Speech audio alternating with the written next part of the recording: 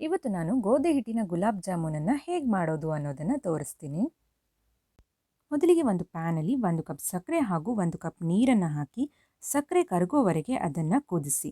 ನಂತರ ಅದಕ್ಕೆ ಏಲಕ್ಕಿ ಪುಡಿ ಹಾಗೂ 1 ಚಮಚ ರೋಸ್ ವಾಟರ್ನ ಸೇರಿಸಿ ಸಕ್ಕರೆ ಪಾಕನ ರೆಡಿ ಮಾಡಿಟ್ಕೊಳ್ಳಿ.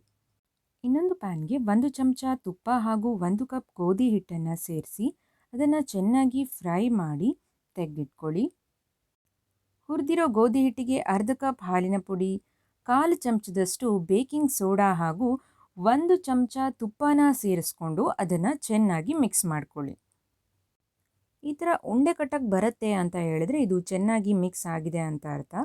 ಇವಾಗ ನಾವು ಇದಕ್ಕೆ ಸ್ವಲ್ಪ ಸ್ವಲ್ಪನೇ ಹಾಲನ್ನು ಸೇರಿಸ್ಕೊಂಡು ಮೃದುವಾಗಿ ನಾದಿ ಗುಲಾಬ್ ಜಾಮೂನ್ ಉಂಡೆಗಳನ್ನು ಮಾಡಿ ರೆಡಿ ಮಾಡಿ ಇಟ್ಕೋಬೇಕು.